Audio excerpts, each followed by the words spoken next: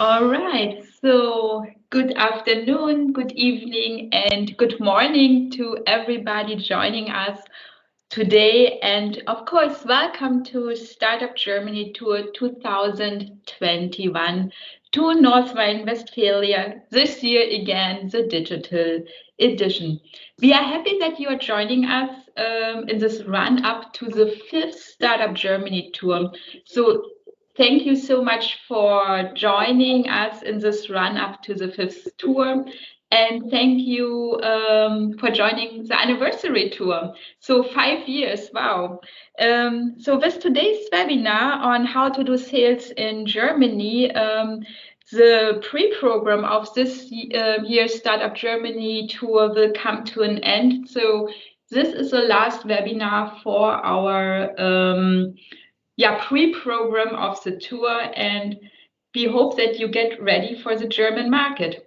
So first of all, my name is Katrin Lange. I'm consultant in the international department of the Chamber of Commerce and Industry here in Düsseldorf. And let me just take the opportunity to thank all the partners and a big shout out to our network. And without the broad international network in North Rhine-Westphalia, it would not be possible to organize the Startup Germany tour. And what's the aim of this tour? Of course, it's to bring young entrepreneurs like you to our region. Firstly, a big thanks to the Chambers of Commerce and Industry in the Rhine-Ruhr region, especially IHK Dortmund and Dominique Stute, to NRW Global Business, the investment promotion agency of North Rhine-Westphalia. Thank you, Elena Matekina. Secondly, I would like to thank all our partners, DIHK, the German Chamber Network, and all the German chambers abroad involved in making this tour possible. And last but not least, I would like to thank Germany Trade and Invest and the Digital Hub Initiative, the Ministry of Economy of North Rhine-Westphalia, and so many more. Before we start, just some technical details. I would like to explain the basic functions of the webinar room. I think by now you're all familiar with Microsoft Teams. In the top bar menu, you will find different icons.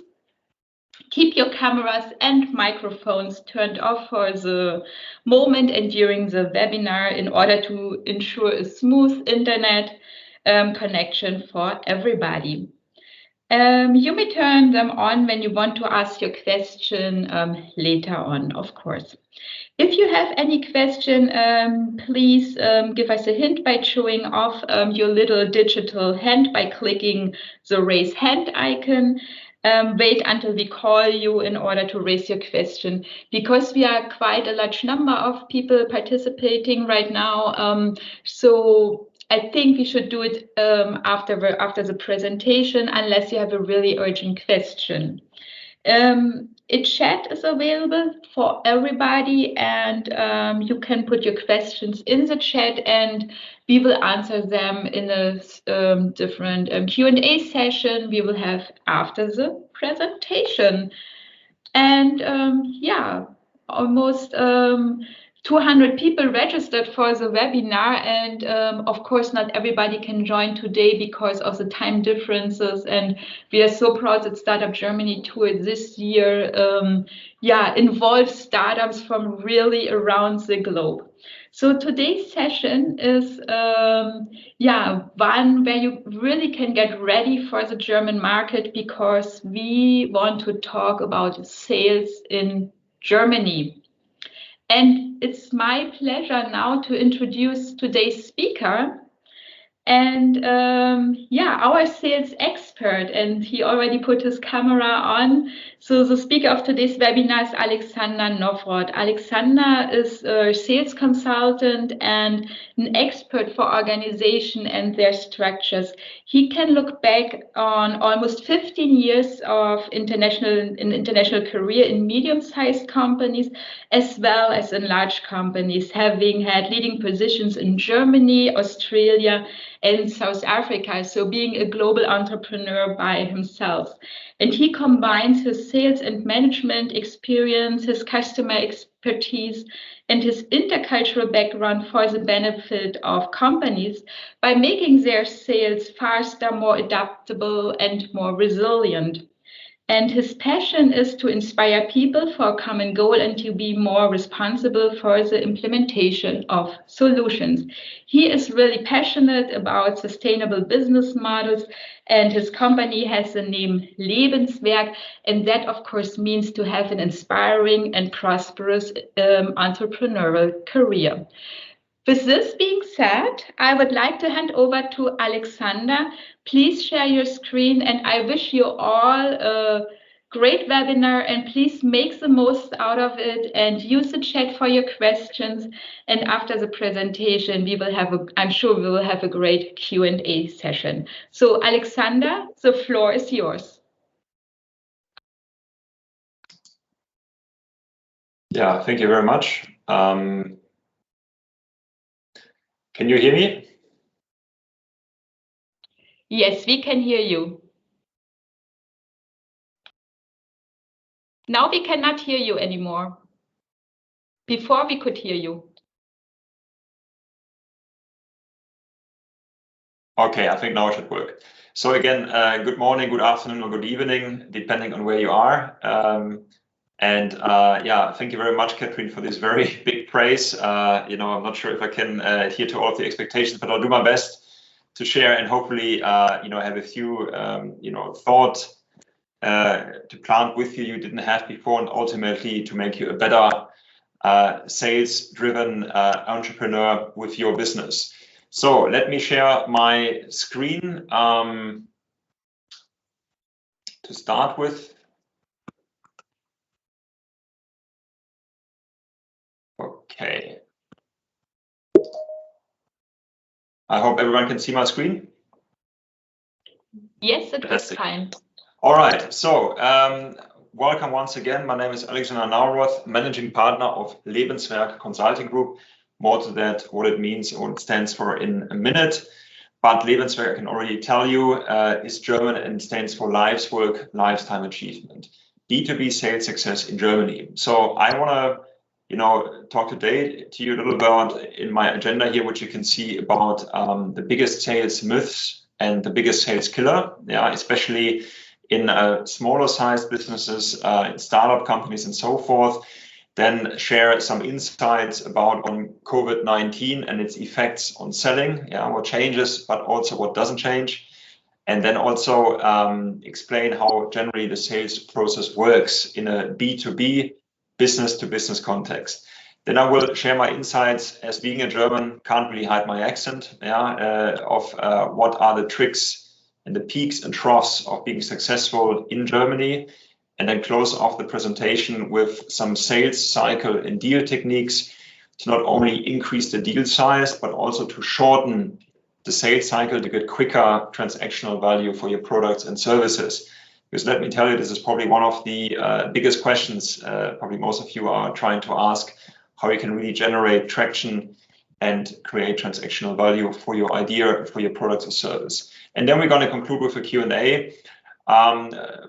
Probably it's most efficient if we are so many people that you maybe save your questions until the end, because some of them might be answered in some of the slides. But of course, if there are any questions relevant to the slides and to the wordings, please don't hesitate to ask. And I think Catherine acts here a little bit as a moderator.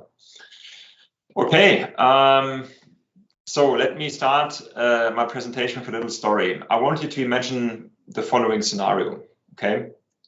You're observing two lumberjacks in your forest. The task you gave them is very simple. Each of the lumberjacks has to deliver the biggest pile of wood at the end of the day. Now you make following observations. The first lumberjack starts off with a high passion, high intensity, doesn't do any breaks, and at the end of the evening has a certain sizable amount of wood chopped. Now the second lumberjack you also observe, and this person makes it a bit different. He, of course, also starts with a high passion, with a high drive, but he does breaks every now and then. And as you might have guessed it, at the end of the evening, the pile of wood is a lot higher than of the first lumberjack who didn't do any breaks. Yeah. So I wanted to think about what could be the success recipe, the secret of success of the second lumberjack. I wanted to give you a minute to think about that, or a few seconds. And some of you might perhaps think, that, well, it was a bit more rested, or maybe had a certain strategy. But then we forget to really think about the basics. And the second lumberjack, his success recipe was very simple. He simply sharpened his axe in the breaks. Yeah. And I want to start with this analogy that today's session is really about sharpen our own axe, not just work more hours, but also work a bit smarter. And as we shall see, we should also be a lot more successful then. So once again, wonderful, good afternoon here in Germany. It's 1 p.m. I'm the co-founder and managing partner of Lebenswerk Consulting Group. We are headquartered in Düsseldorf, so very close to Katrin Lange as well, and the IHK Düsseldorf, who I also know since a few years. We specialize in helping large and medium-sized organizations in creating high-performance B2B sales organizations, but also focus on organizational development and supply chain. I probably have trained more than 500 sales and key account executives in the last 5 years during my job here with Lebenswerk Consulting Group. And I'm also a guest lecturer of an executive MBA program at the business school in Siegen, and also an advisory board member of the University of Applied Science, Fontys in Venlo.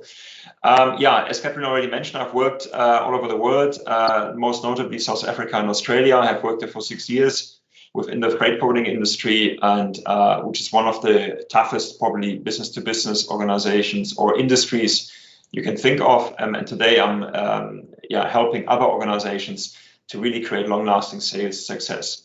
Now, when I talk about sales methodologies and sales trainings, or content like that, it's important that we maybe think of a little bit like a golf player. Yeah, maybe some of you have already started playing golf or have been on a driving range. And for those of you who have not played that, bear with me. That's not a problem, because I want you to imagine, the first time you're holding this golf racket, you have your own sort of approach or way to hold the golf club, but most likely it is not the right way to do it. But you do it because you don't know any better and because it feels comfortable. Yeah. So I was this kind of guy who thought he can self-taught himself golf. That was when I lived in Australia. Anyone can go on a golf range there. You don't need an official certificate like you needed in Germany, called the Platzreife. Anyone can go. So I thought hitting a few balls on the driving range is great. And thought, yeah, the ball is going straight. But little did I know about, the right technique. So when I went on the golf course, the ball was flying left and right, but never really where I wanted it to go. And I can tell you it's worse than torture if you were playing 18 holes without knowing really the techniques. So I thought a good idea could be to get a teacher on board. So I did that. And the first thing the guy did was to change my grip. Yeah. And for those of you who have held a golf club before in their hands will probably say that it feels very unnatural. So I did this a few times, kind of got back into my own routine and didn't really see any improvement. So then I thought, okay, I'll give this an honest shot. I'll try, change the grip. And then for 2 or 3 weeks did that, even it felt a bit uncomfortable, and really saw amazing results. And the same is applicable with certain techniques, which I'm going to introduce to you, or maybe certain ways which I'm explaining. They may feel a bit different or what you're not used to, but I can assure you that those techniques I have done and proven myself, but also they have worked for thousands of other salespeople in the world. Yeah.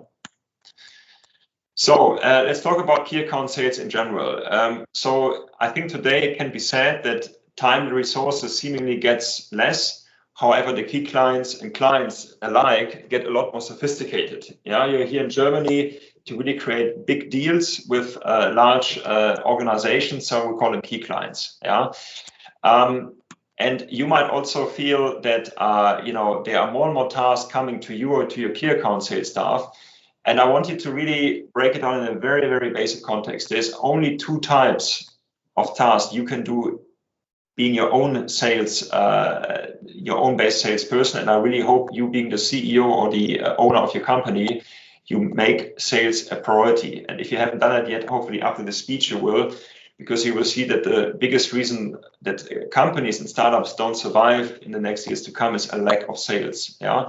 So anyway, so if you think about sales task, there's 2 types. The first one is revenue generating. Yeah, revenue generating inputs of tasks are, for instance, any kind of customer meetings you have. They could also be making cold calls in order to get appointments. Yeah, it could also be to pre-plan your pipeline. Think about, well, what could be a cool event where I can get different customers or maybe potential customers board and so forth. Yeah, and it's important, guys, that you really focus the majority of your time on revenue generating tasks. This is more difficult than done because we all know we are easily distracted these days, yeah, by our smartphones or by other things which come in our way every day. Which leads me to my second category. The other tasks are called revenue preventing, and you can further break this down into avoidable revenue preventing tasks and unavoidable.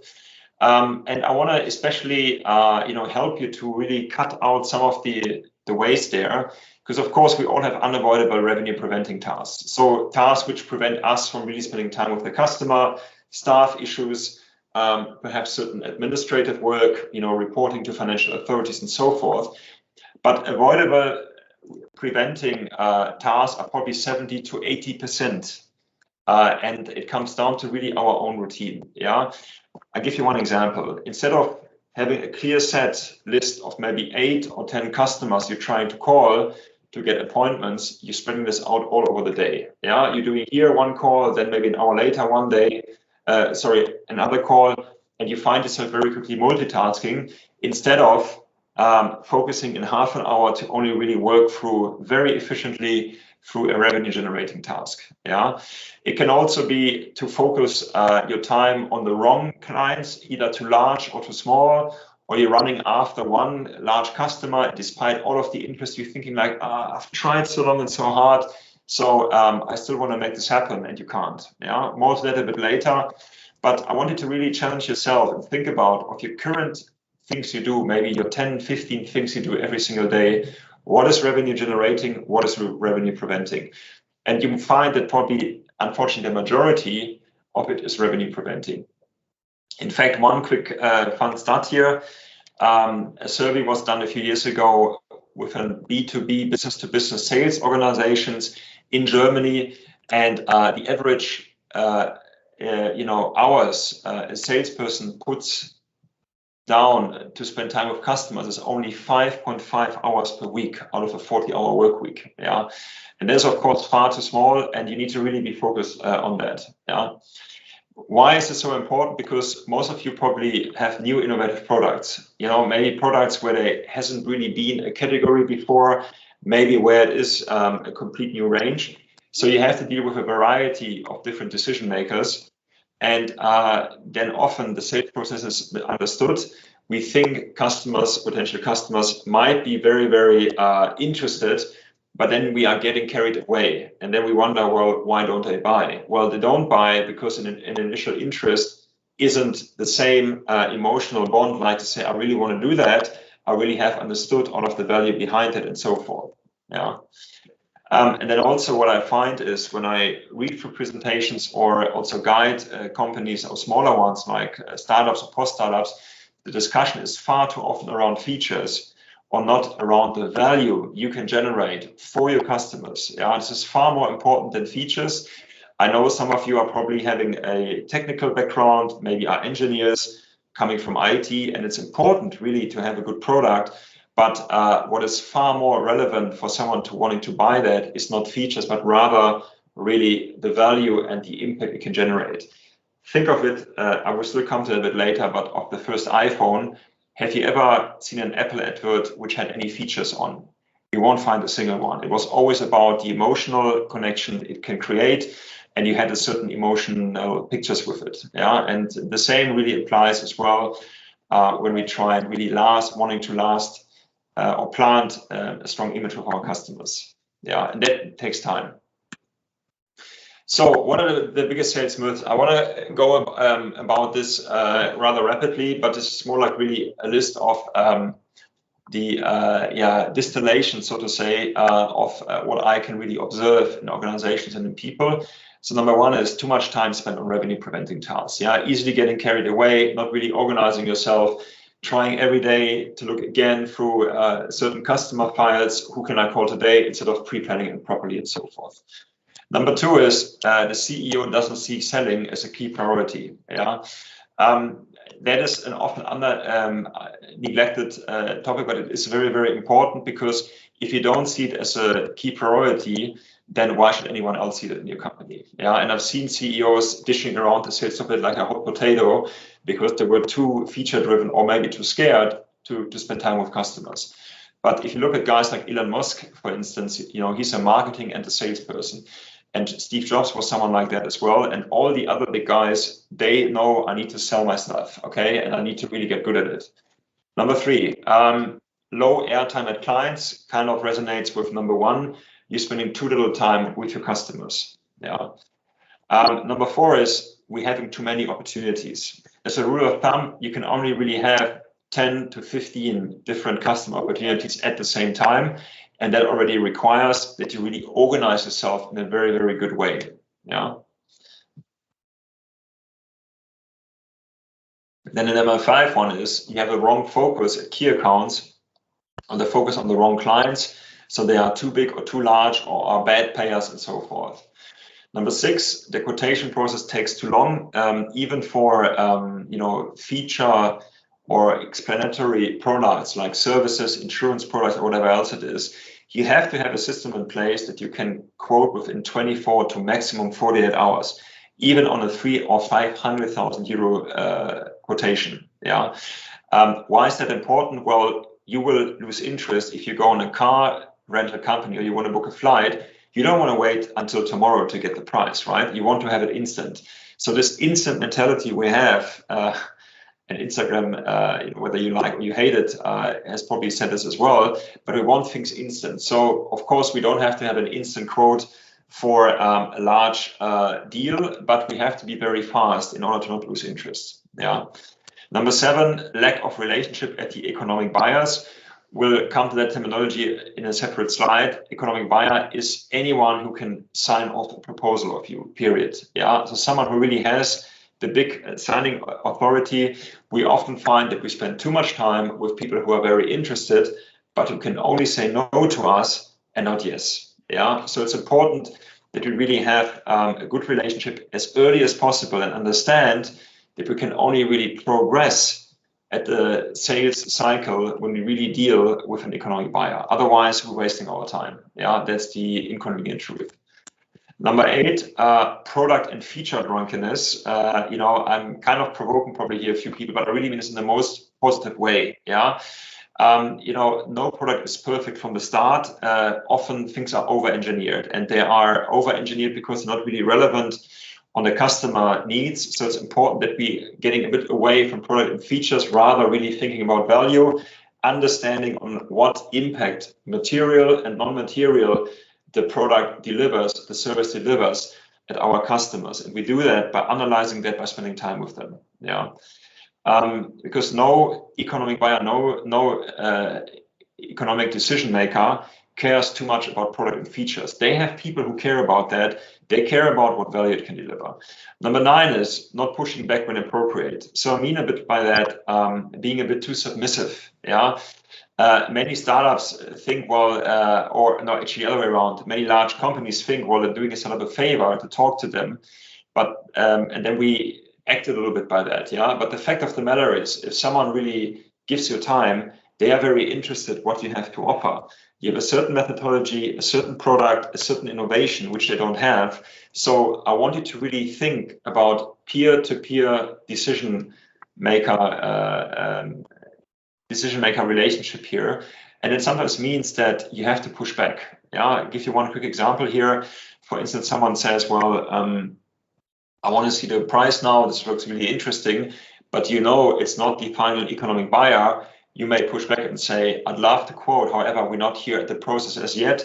Help me understand who has to all be part of the group here to sign this off. And then if the person says, for instance, well, it's Mr. B or Mr. C, great, let's have first another meeting with Mr. B and Mr. C, so I can see and make sure that what we've discussed here resonate with their needs as well. Yeah. And number 10 is wrong concept of money and time. And this is, if you're taking a few things away, I hope today, this is probably one of the biggest ones. Money and time, guys, is not a resource. It's a priority. I repeat that. Yeah, it is radical, but it is very, very true. If you deal with decision makers, they will all confirm that. Money and time is not a resource. It is a priority. If something is very important to you, you make up time. Even if you have the whole big block, you will make up time. Yeah, money was not, or say laptops in February, March 2020 probably wasn't really budgeted for, but when COVID hit, everyone had to work from home, suddenly money could be found and laptops were there. Yeah, so it's all a matter really of priority, and it's important to think, because when someone says, well, we don't have the budget for this, it either means you speak to the wrong person or they haven't really understood what value you deliver. Yeah. Now, what are the changes on selling? So, COVID-19 is probably a good break to also think about, well, what is changing in the world. And the number of appointments face-to-face will decrease for good. That's for sure. Yeah. So it means basically that people have gotten used to the virtual context. A lot of things can be squeezed in a meeting. We can, of course, debate whether this is good or bad, but the fact of the matter is that more and more things are being done online, okay?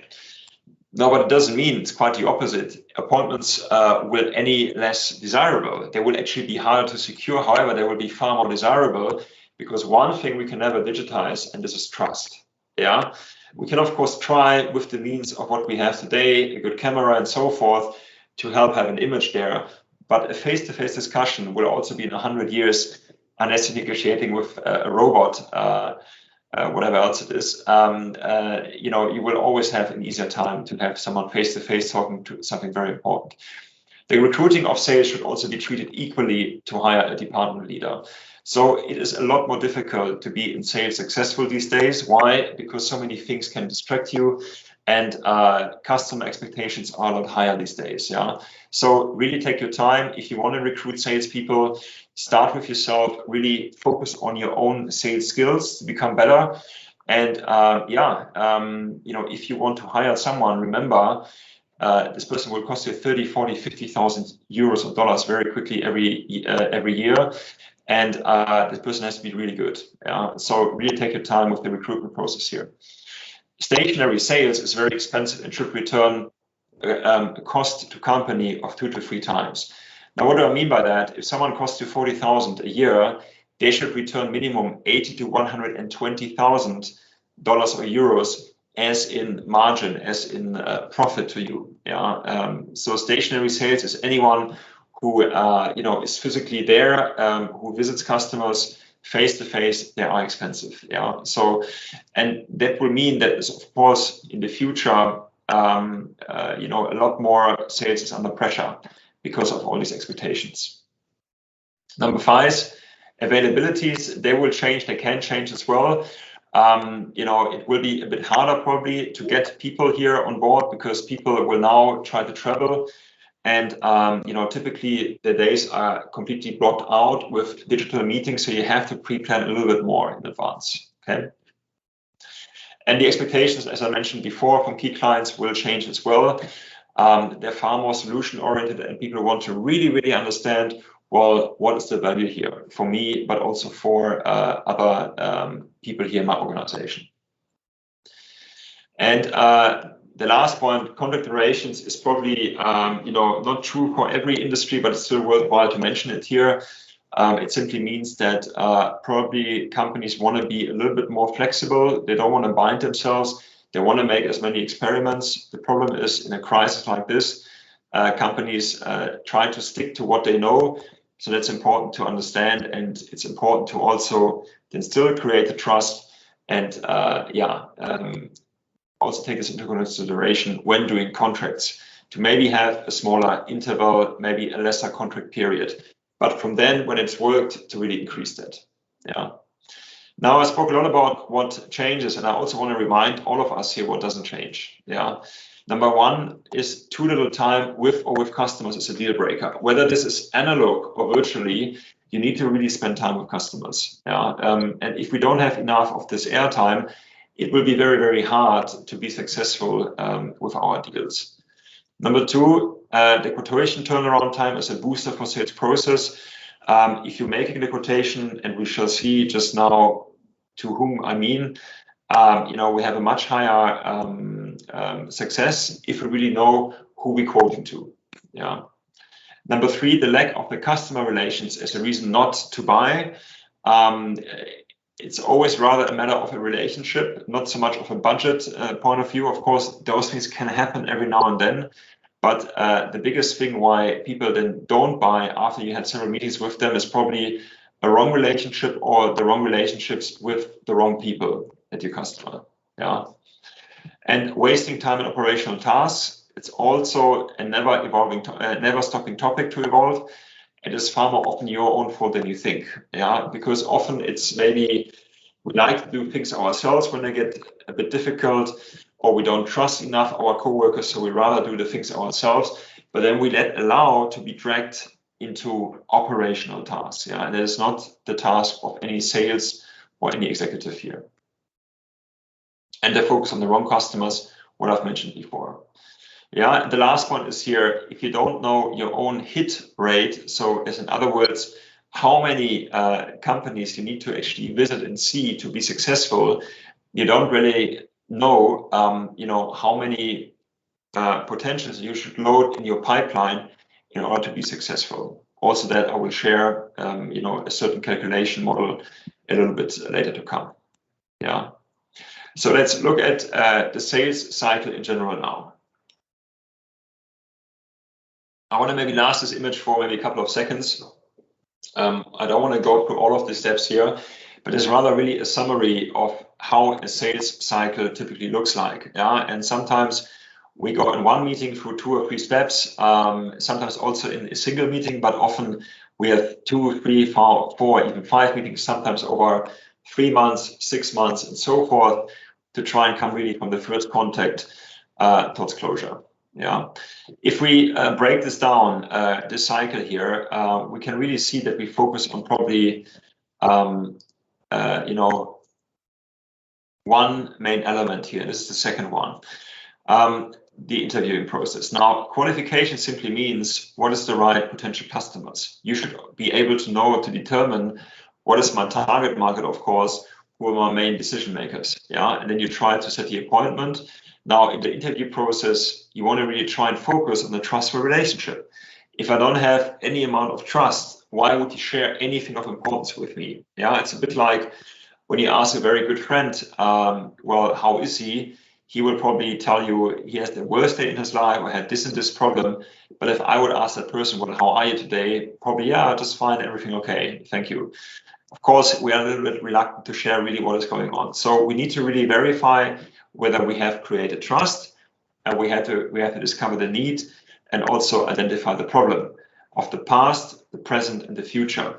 Only if I can describe the problem and understand it, I can really relate whether my solution can be the perfect fix for that. I could also walk away and say, well, maybe today we have met and that was great, but with your problem I cannot really help you. But maybe that might be a different situation in a year and so forth. Yeah. So you will find a lot of meetings as well, actually more than those where you close a customer, are really there to explore certain potential. But you need to really put these numbers down in order to find the ones where you are going to be successful. Yeah. But even for those where you can be successful, don't forget you need to really create a trustful relationship in order to really understand the whole deal size. Now in the presentation, you talk about features, about the value. You may, discuss certain references of other customers or other fans and so forth. It's always a fantastic idea to have 1 or 2 references, people who you, who other customers can call and ask what it is like to work with you. Because that, of course, is a huge trust driver as well. And the last point is the closing stage is contrary to what probably many of you think. It's not the hardest, but it's the easiest step. Closing comes almost naturally, but only, that's a big but, if you're really taking the right amount of time for qualification, interviewing, and presentation.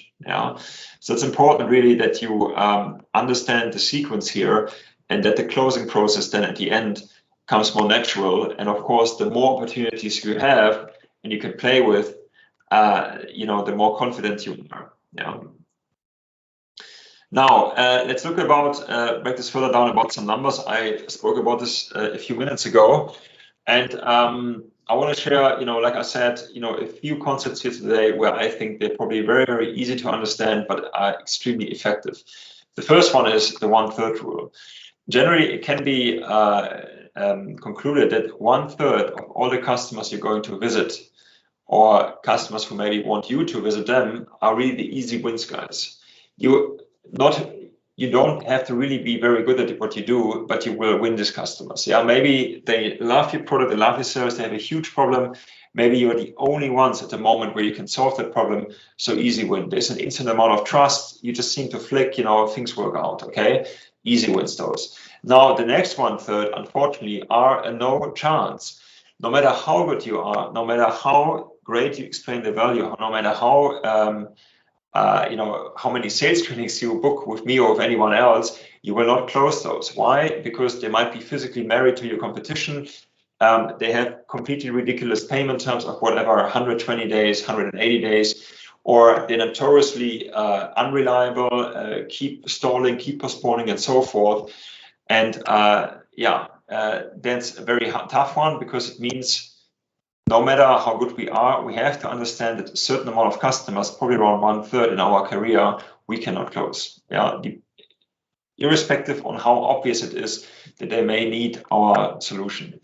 And that brings me to the last third. Those are the ones which are the hard wins. Okay, so those are the ones who maybe say no in the beginning, but who are very impressed when you convince them very strongly, when you present maybe certain case studies and so forth. And the ones who maybe are very difficult, but they still kind of maybe have made bad experiences in the past, but they're still the ones who you can convince. And the trick is, guys, to always ask yourself, am I focusing now on a hard win or on a no chance? And it comes really down to being humble, comes down to being really decent, and understand, well, I've tried my best, I give it my best shot, but you know what? I'm going to walk away from this opportunity, because otherwise I would be wasting valuable time to focus enough of my resources on hard wins and on easy wins. Because if we focus too much on the no chance, and the no chance suddenly take up 2/3 of our time, we are again missing out. That it takes, of course, experiences as well. But I think it's a very good model. If you look at your current opportunities right now, you can rank them and say, well, is this an easy win, a hard win, a no chance? And let's be honest here, you often have a gut feeling where well, it's not really a chance, I actually have a no chance. But your ego may be in the way, and your ego tells you, I've been trying the last 6 months, the last 12 months, I want to close BMW. And maybe it's more an ego thing, and you're forgetting that the realistic chances are actually below 0. So the timing is important as well, and the acquisition ratio is the basis for excellent sales success. Of course, sometimes a no chance can also mean that you are maybe having a hard win chance next year. Maybe a decision maker changes, maybe the odds are a bit different, maybe the budget cycle changes, and so forth. So it's always sort of a moving process. That's why the timing is so important. And we're going to come to the acquisition ratios now in the next slide as well. It's important that you know your own quota, basically to say, well, how many contacts do I have to make in order really to secure one appointment, and then in order to be successful in the closing of a customer. And it's important that you work this out daily. Now, here's just one example of call sheets. When I talk about the cold call, guys, I don't mean selling anything over the phone. No one likes that. If someone calls you and say, are you happy with your phone tariff? Are you happy with your insurance and so forth? You're going to put down the phone. The only point is to really call someone to try and make an appointment. And yes, it's more inconvenient, and yes, it's more personal, but you are 10 times having higher a chance in getting the meeting instead of just cold emailing someone. Why? Because we can react to someone speaking over the phone. So talking about the quota here, you can track here the number of calls you're making every day, the number of conversations you have, because you may not be able to reach anyone here at your customer side. And then how many new appointments have you been able to make? Yeah. So, and I can tell you in a typical B2B context, you're looking probably at the ratio between 8 to 10 calls to get one appointment. Yeah. Now, if you know, or if your aim is I want to have 5 new appointments every week, you know I need to do 40 to 50 phone calls every week with different pre-qualified customers, of course. Yeah. Then, of course, you can take it further and maybe measure yourself and say, well, right, out of every 5 customers, I typically make a deal. Yeah, out of every 5 new customers. So if you're having 5 new customer appointments every single week, it means you're making theoretically 1 new deal every single week. And if you think about this is, a bit ambitious, well, cut this number in half, and you're making a deal every second week, and it gives you 24 new customers every year. If your average deal size is $50,000, there's your $1 million in sales. Yeah. So it just is simple, but you have to know the math behind it, and more importantly, you have to measure yourself. And here's hopefully a good grid to get started. Yeah. Now let's not forget that you don't have big resources. So I want to talk about the concept of lean selling. It comes from a production-driven view. So lean selling simply means you want to really look at your existing customer needs. So to start with, now for those of you who already have existing customers, it's not enough to satisfy the existing need. It's very important if we know it and what we're doing and so forth, but you have to constantly ask yourself, how can we anticipate need by maybe observing changes of what is going on in the customer. Maybe they starting off a new product or a new brand in a new field. They haven't done it before. Maybe they're opening up subsidiaries in Asia and so forth. So we can always anticipate need, and from there, want to create new needs. Yeah, and if we create new needs, we can then, of course, be the first in the market and really from there ramp up and scale more. Yeah, so it's always important that you ask yourself, well, how well do I not only satisfy the existing need, but how well do I understand, anticipate need? What is around the next door? And ideally, you want to be the first one and not the second one, because if you're not the first one, then a competitor might also outperform you. Yeah.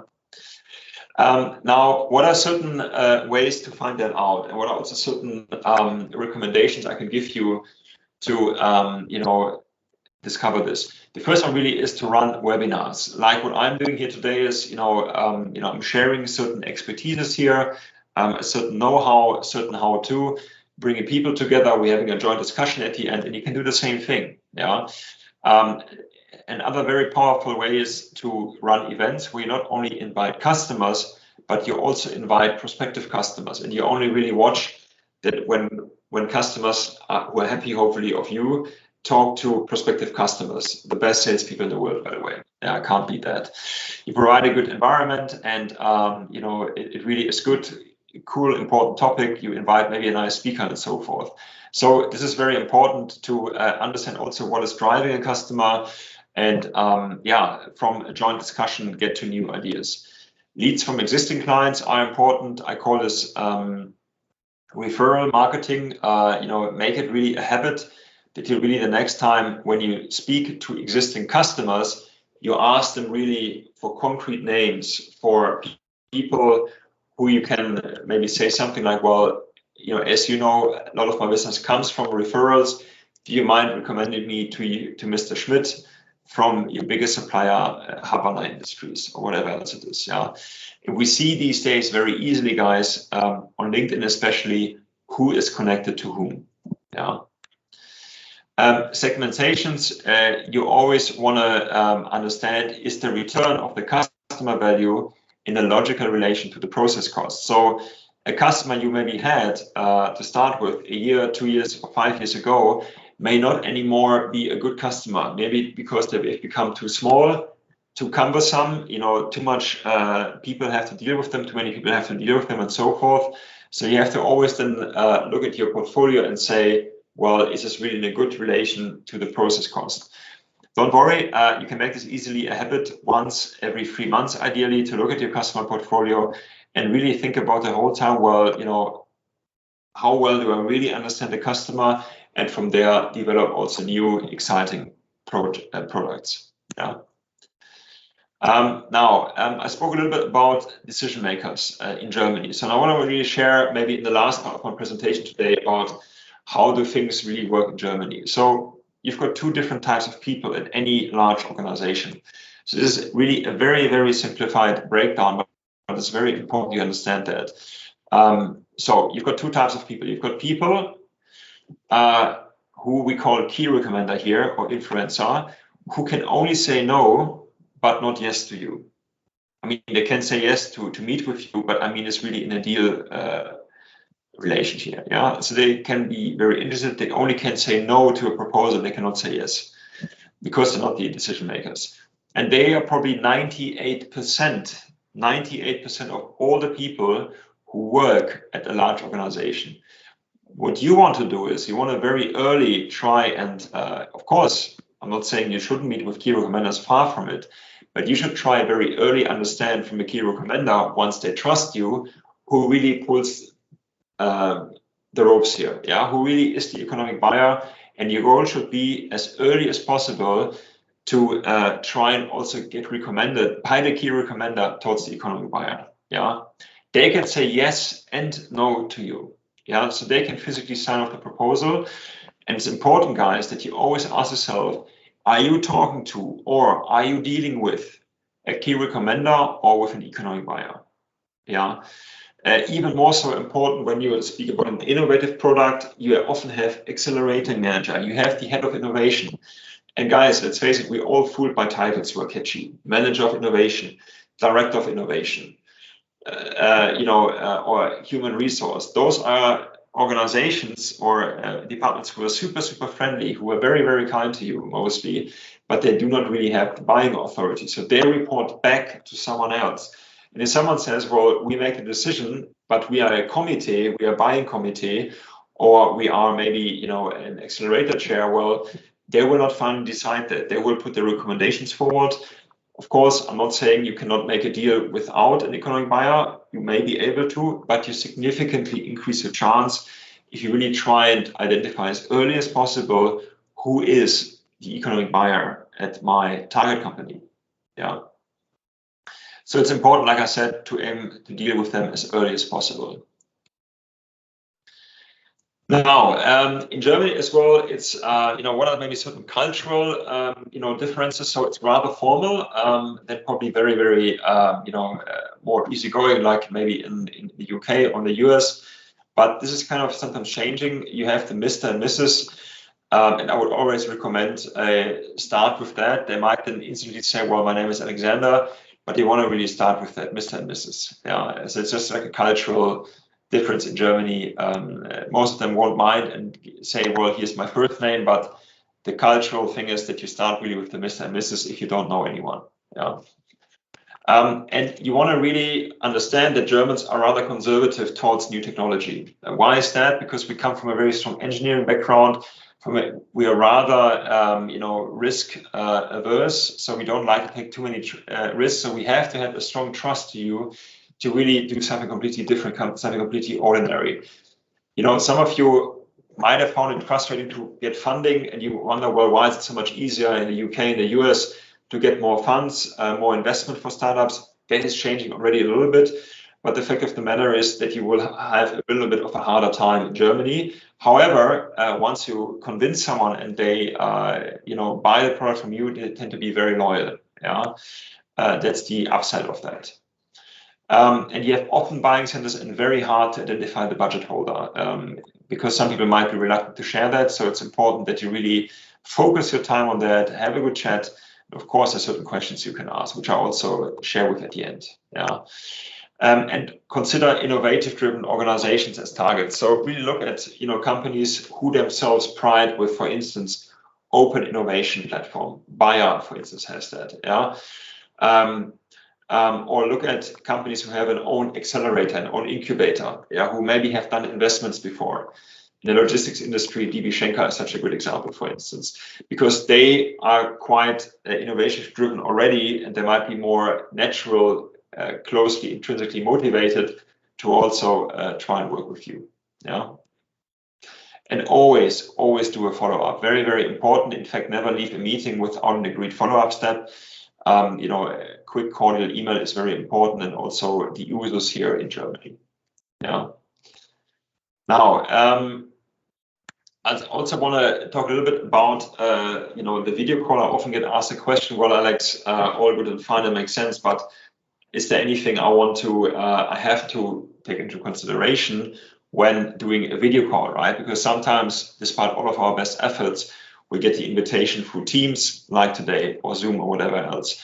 So what are really some very good best practices here? Number one is to not only express a clear and concise agenda, but more importantly, guys, state the agenda again at the beginning of the meeting, because chances are someone had little to no preparational time to really look at that. Why? Because they are blocked from back to back to back to back meeting during the day. Yeah, so it's important that we really bridge that time normally someone had to pick you up from reception, offer you coffee and so forth. You're jumping straight in, and some people are overwhelmed by that. Then keep it short and crisp instead of having a long meeting. It's for us harder to focus on the screen than focus on someone face to face. Yeah, so less is more here. Number three, use a headset or a built-in microphone, which I'm using, and a good external camera, and try it out before. You want to come across really professional. Look at your background and so forth, and dress to impress. So dress, like in other words, like you would dress in front of the customer. Don't arrive with a t-shirt. Of course, I'm not saying you cannot wear a t-shirt and so forth, but you want to rather overly, overdress instead of underdressing, and then you looking at someone who has a suit on and so forth. So just do a bit of research there. Number six, if you have a longer meeting, do breaks and rules like in face-to-face meetings, like we had people muted here today in the beginning. So it's important that we really have certain elements here. Number seven, follow up within 24 hours, very important. Otherwise, I forget as a decision maker what we have been talking about. Yeah. Number eight is don't type while taking notes. I know some of you might think that's a bit strange, but the fact of the matter is you will hear that in the background, and it's very annoying and very distracting for someone who you speak to, because it tells me I'm not really being listened to. Yeah, it's a lot better if you take handwritten notes and you type them down later. When you have 3 or more people, it's important that you mute the microphone of other people, otherwise you have background noise. The last point is very interesting. Try and keep eye contact. Now, the wicked thing is, and I call it wicked because it's a bit, it makes a lot of sense when you think about it, but we are geared, right? If we see someone on the screen that we think we look to each other's eyes, but on a video call, you only look into someone else's eyes if you look at the camera, not into the screen. So make sure that the camera isn't somewhere else where your screen is, because otherwise you're looking the whole time somewhere else. Yeah. So for instance, right now, I'm looking to your eyes because I look right now in your camera. It's a bit different, of course, if you present or you have a training like today, then you look at the slides. But if you really look at someone or go into a very first meeting, keep slides extremely low, extremely light, and rather really focus on the person. And for that, you have to really look into the camera. Okay. Right. Any questions in the meantime? Katrin, just interrupt me. Otherwise, we'll have the Q&A just in a couple of minutes when I'm at the end.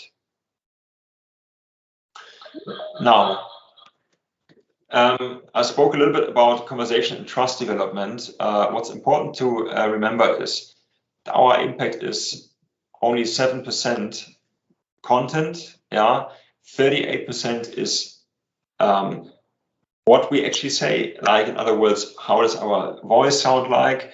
what are the dynamics and so forth. And 55% really is, by mimics and gestures. Yeah, that's why it's so important that we see someone face to face and we also keep the camera on. Yeah. Now, if you look at trust development and what I've mentioned earlier, and why is it so much more important to create an emotion instead of a feature? You can look at an Apple advert, where you don't have a single feature very often, and the old adverts 15 years ago and so forth with Nokia and so forth all were feature overloaded until Apple explained the world why it's not a good idea and changed it, and everyone copied that. Yeah. In Germany, we have a very good example of the Dr. Best flexible toothbrush. Even if you don't know it, you know instantly the idea of this product. It's very flexible, very soft on your teeth, makes sense. Okay, I'm going to buy it. Yeah, and you can think of a similar story, of a similar picture with your own product as well. Yeah. Now, last part here. What are concrete stuff here, or concrete tips to really shorten the sales cycle? Now, I spoke a little bit about that. Trust is super important. It's a prerequisite before the selling even begins, and it means, of course, as well that in the discussion you have, 80% is listening, maximum 20% is talking. Very important. Think about some good questions beforehand, some open questions, understand the past, the present, the future, as I mentioned before, and focus really on getting out information of the other person. We have 2 ears and only 1 mouth for a reason. Yeah. Follow the dynamics of your client, and your goal is really here to identify the needs. Only when you understand the needs, then in the next meeting or later, you can then really, connect what you can offer with the needs you're trying to satisfy from your customer. Yeah. And you want to also verify who you speak to and whatever title they have, is it the real decision maker? And again, don't be fooled by a title. I've even met vice presidents who cannot really sign off $1,000. Yeah, but they're called vice presidents maybe for a nice title and so forth. And contrary, I've met managers who can sign off 15,000 euros. Yeah, who only have a manager title. So it's important that you really verify this. We're doing this, for instance, by very basically asking, well, if you and I were to shake hands, Katrin, can we start business together next week?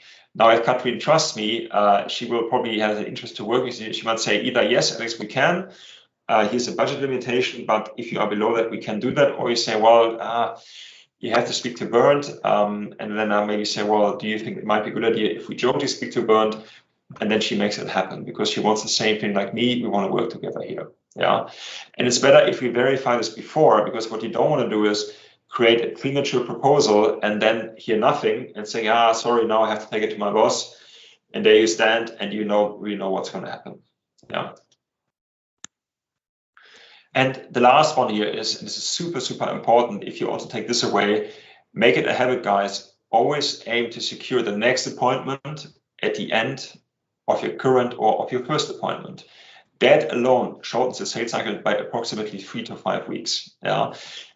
I'm meeting here now. It was hard enough to get someone on the call, and we know we're trying to chase people. We do a follow-up. We don't hear something from people, and then we lose 2 weeks, 3 weeks, 4 weeks, or in the worst case, we don't hear anything from them. And if we are here in the same room and we create that follow-up meeting, advantages also, I get an instant feedback. Did the other person like what I was talking about? Was there some basic amount of trust, because who I don't trust, I don't want to meet again. Plus, I also understand, well, how will this meeting and this topic we spoke about resonate with the priorities, with the strategic priorities of the person I'm talking to. So in other words, if something is not really important to the person, why should they meet with us again? Yeah, so it's also good feedback to see how easy is it. And also it makes you very reliable, and it's a very good idea to do that. And the same also applies when you sending off proposals. So for those of you, you might have wondered, how can we really increase the success rate here of proposals? Because I spoke about this deal cycle, success rate of proposals and so forth. Here's a couple of excellent operational tips for you. Number one, the number of proposals you're going to measure from now on who are really sent to verified economic buyers. Now, a lot of pipelines, unfortunately, have the very bad attitude that, first contact made gives us 10% closing rate, second meeting made 20%, whatever else it is. Proposal written and sent off 50%. But that is completely inaccurate, because if you're sending off a proposal to someone who is not a verified economic buyer, no matter how often you've met that person before, your real success rate is maybe only at 5%, not at 50%. Yeah. So make it really a habit to only create proposals for a verified economic buyer. Yeah. Number two is measure really from now on, how many proposals have you sent where you have agreed a follow-up date prior to offering to when you will discuss this proposal. Yeah. So like, in other words, if someone is really interested and they are the verified economic buyer, you can of course already say, well, if I send you this proposal by tomorrow, in 2 days, why don't we get together next week or in 2 weeks to then discuss what your preferred option is. Yeah. That again will also lift your success rate by another 20 or 30%. And the last one is, you want to be very quick and very fast when you have a very, very good opportunity and the quotation is waiting. And yes, maybe it takes a few hours of time. Make it your top priority to get out this proposal to this economic buyer. Okay. So I hope there was a good summation of that. Then, of course, you can encounter some common obstacles. I'm listing them here, which could also happen to you in a current, first meeting or at a later stage. I'm not interested, have no time, no budget, and so forth. Well, the best technique here is what I call is the reframing technique. It basically means you're putting your customer into the same frame like with an existing customer. So someone, for instance, says, say on the first meeting, or someone meets you for the first time, or even someone you speak to over the phone, they say, well, I'm not interested. You could say, well, look, funny you say that. Those were words for word the exact same phrase one of my biggest customers had before he or she had a chance to meet with me, to meet with us. May I suggest we get together in a completely obligation-free, open way, and I explain to you how we could help that person. Yeah. Can I suggest next week or in 2 weeks? And you turn it around. Yeah. We have seen that before and it didn't work. Perfectly the same concerns my customer had. In fact, if you want, I can connect you with one of my customers, and for them it actually did work. Yeah. So let's really find that out. And that is what I mean with the hard wins. You will, of course, see obstacles. We, of course, don't have time to cover everything today of that, but just to give you a bit of an idea, to have a natural skepticism and to try and really, swing this around here. Okay. So, and last but not least, you may say, well, all good and nice. I have been now getting airtime at the economic buyer, but I get delegated. Yeah, I get delegated, thrown down the stairs, and have to speak to someone else because maybe that person doesn't want to speak with me anymore. You probably have made one of the following mistakes. You haven't focused enough on value and on impact. You're not really talking the executive language here of the decision maker. You need to ask provocative questions and control the discussion. That's also very, very important. And when you've made it a habit, of course, send only proposals to economic buyers, then also that should really keep you in the game. And sometimes you can also involve your own superior, if you're not the CEO of your own company, to accelerate the decision process based on the model, well, you bring my boss, I bring my boss, you bring yours, and so forth. Yeah. And be persistent there and treat yourself well at all times. It's important that you really lift that attitude. Money and time is not a resource, and you really look at partnership-like customers. And no matter how long the other company has been, how many millions or billions of revenue they do, there's a reason you and I meet. Okay. So with that, I want to leave you into your Q&A. Thank you very much for your attendance here. I know it was some information, but I hope it was very relevant, very interesting to you, and happy to answer any questions. Thank you. Well, thank you so much, Alexander, for your presentation and for sharing your experiences and for especially your experiences with international customers. So there's one question from Nargis, and I'm sure I did not pronounce his name right. So the question is related to the sales cycle. Does showing off on exhibitions shorten the relation building and so the sales cycle in Germany? So the question, of course, refers to the importance of exhibitions, trade fairs in Germany. Yeah. So it's definitely a good question. Thank you for asking that. Exhibition, they used to be more a big thing before COVID. I wouldn't probably recommend to have a lot of money invested in your own stand, but rather really look for exhibitions where there is a way to get on stage. Yeah, where you maybe can be part of a panel discussion, where you can be part of a little side event, because most exhibitions run little side events, and you don't want to be just that guy with the empty stand and standing around there the whole day. You want to try and really get an active engagement. So if you consider an exhibition from that angle, speak to the conference organizer and try and really get some airtime on a side panel, on a side event in an exhibition, I would say it's a good idea to do it. But just to walk from one stand to the other, the problem is that most people who exhibit in Germany rather want to make sales, want to sell their stuff other than to be sold other stuff. Yeah. So that's my answer to this one. Hope that clarifies it.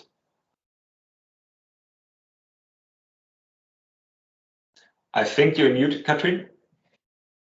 So sorry, I was muted. So Janis just raised his hand. So Janis Garibov, maybe you want to ask your question. Please turn off your mic. Mm-hmm. Hi, first of all, big thanks for the awesome presentation. It was, I gained a few new insights for sure. Thank you.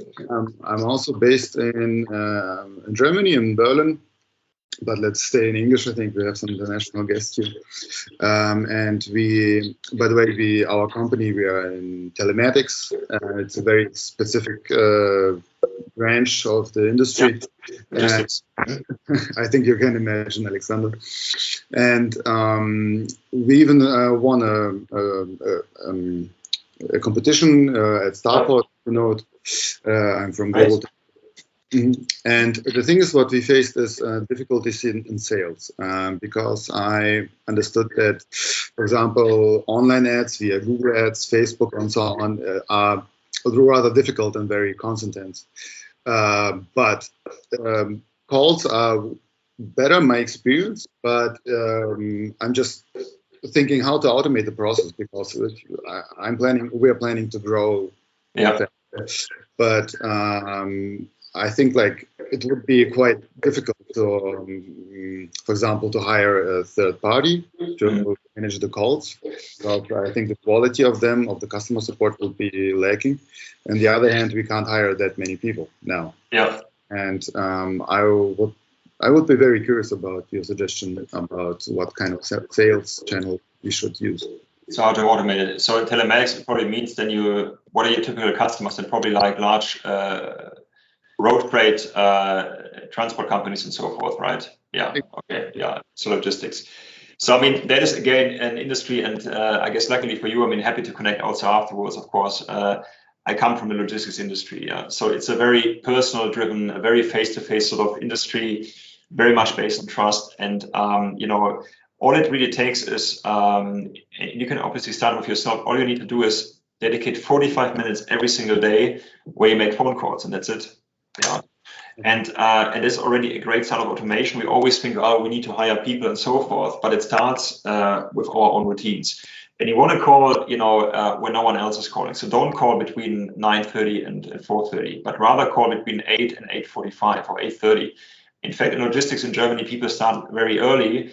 And decision makers, guys, they start early and they stay late, don't they? Yeah. So you want to call when the secretary isn't there, when not other people are there. So you want to either call very early or very late. Yeah. I've reached people. I've done thousands of these calls myself when I worked for Schenker and for DAXA. And I've even reached people on Brückentage, on like days in between holidays. just because they went to the office to be in peace. Yeah. So there is no bad day for doing it. There are only bad excuses for not doing it. Yeah. And it means basically you do it every day. You try and call 10 different companies or 10 different people.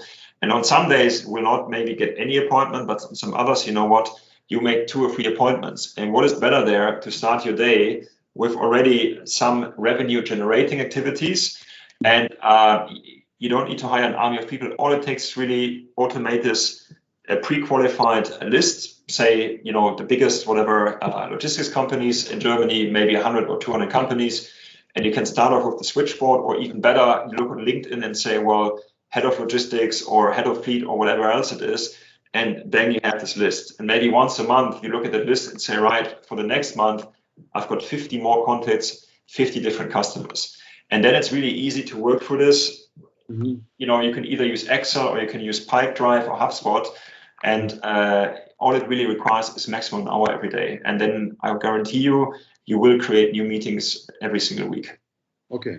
And well, we only have, I'm really sorry, Janis, to interrupt you, but we have some other people that ask questions as well, and we only have 15 minutes left for our meeting. So maybe if there's time, then we will put you at the end again, okay?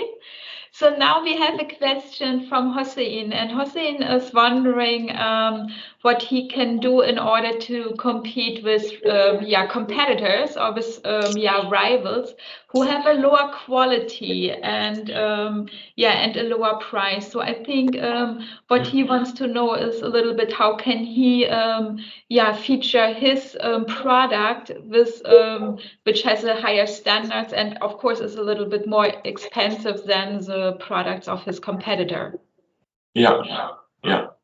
So it means his products are okay. I understand. So this is also one thing. Don't waste too much time on looking at competition. Yeah. But Warren Buffett has once famously said, the trick is to have no competition by being the best in your own field. Yeah. So it's important that if you're selling a premium product, you have to really communicate the value, like what it does, because I can either call you are too expensive, or I can say, well, I haven't understood the value as yet. So focus really on the value, and don't just look at dollar values, but also look at immaterial value. And you do that by interviewing your current customers and ask them, well, what value has it really generated? And at the end of the day, executives always look not just at cost, but they look at value. People who don't are decision makers. They will tell you you're too expensive, or I'm going to go for the cheapest one. This is my tip here. So then we had an earlier question from Cheyenne. So she was referring so that she's looking for European customers. So what do you think? What is like the biggest difference between Europe, knowing that it's not a very homogeneous region, that there are so many different countries, but what do you think is the really specific and unique thing in Germany, maybe compared to other countries in Europe? Like I would probably say is this, I think I'm just hearing a bit of an echo. So I've mentioned this already in my slide, I think. So I'm not sure like when she was on the call, on what is unique to Germany. But I'd probably say it's a more formal way of interacting. Yeah. And it's also, probably Germany is a lot more risk averse. So in other words, we don't really like to take a lot of risks. Whereas companies like, for instance, like the US, or Great Britain says, hey, I love it, let's do it. Yeah, and Germany is really more, well, like, how does this work if that happens? What if? And it's important that we, of course, match that and talk about it, but at the same time also say, listen, in Germany, guys, we have to move on and we have to really look at the bigger picture. And the last point is probably that trust plays a huge role. And it takes time to create trust, and it may sometimes drive you up the wall. You maybe have 2 or 3 meetings, but don't rush the process here in Germany. Yeah, so that is something hopefully which makes sense. Then we have another question from Nagis, and he wants to know I think he offers products, as far as I understood the question, and he asked what he can say to a potential customer or client in Germany if they ask him who is the manufacturer of a certain good, because maybe he has a white label solution or something like that. So what is a smart way to answer a question, tell me who is your manufacturer? Because of course, maybe you do not want to disclose who is your manufacturer. Yeah, well, a great question to answer is with another question. Say, well, like, why do you ask me that question? Like, what is the reason behind that? So there's one way to do it, and is it that I sense it's very hard to answer this because I don't know what the context here is. You have to ask yourself, well, maybe is it because someone doesn't trust me, or someone wants to copy me? Of course, then of course I have to see, well, where's this going here? And to say, well, what is really the motivation behind it? Because for every question or for every statement, there's a motivation behind that. And the question why is very powerful and very good to use to say, well, why do you ask me that? Like, why do you want to know? Yeah. Or it could even be more progressive and say, well, would you answer that question about your own products? Yeah. Well, and then I think we can go back to Janus because, okay. Then we start. Before we go back to Janus, we have one remark from Hassan, and he says, of course, thank you for the great presentation. And he asked if he can get in contact with you directly. Sure, we can connect on LinkedIn. Yeah, so you will find me under my company name. And of course, if you like it, I would very much, welcome you to like my Lebenswerk Consulting Group LinkedIn page. You will always find new content there. I probably have written 30 articles, 30 on sales. So connect me by all means on LinkedIn, and you can also find a world of other information there. And of course, I'd really appreciate there to follow me, and there will be more content coming up there. Yes. Okay, then now we go back to Janus. Janus, you had another question or a follow-up question you wanted to ask. So it's your turn again. Hi, I hope you can see me.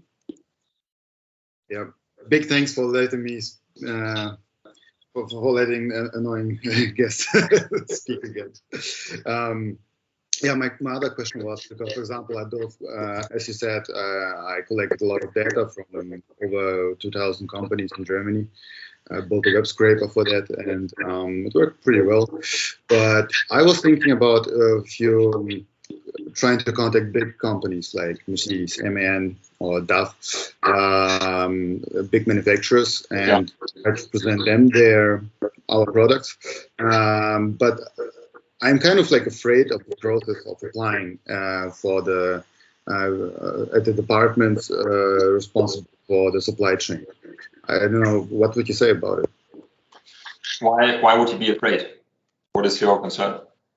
My concern is that it would be because it's a very big corporation, and it would be difficult as a startup to meet their criteria, their requirements. Yeah. See, and then we speak about topic, guys, of self-esteem. Yeah, you have to really work on your own self-esteem, and who's to say that you might not be one day a lot bigger than them, or that you may have a better idea, or you have a certain expertise, Janus, which you don't have. Yeah, so some of us are what I call corporate refugees. We used to work at these big companies, but let's face it, most of them probably are very jealous that you started off your own business. I'm not sure, are you like one of the owners of your business? Yes. Okay, great. And that vests you already with something which a lot of people will never do, because you broke out from there and you create your own business. It's purely 100% self-esteem, Selbstbewusstsein. Yeah, so something which is really, I want to let aside. It also comes with experience. And it's also a bit like what I always say. What probably helps here is, remember, every expert started as an amateur. Everyone who runs a marathon in 2 hours, 10 minutes, every CEO, in fact, started off as a trainee. So, of course, every business starts off very, very small. Yeah, but we have seen in many other instances that business can scale very, very big. Yeah, so I hope that answers it a little bit. Of course, it does. And I found you on LinkedIn. Big thanks, and I will be happy to connect. My absolute pleasure. Thank you, Janus. Very happy to hear I could help. Big thanks.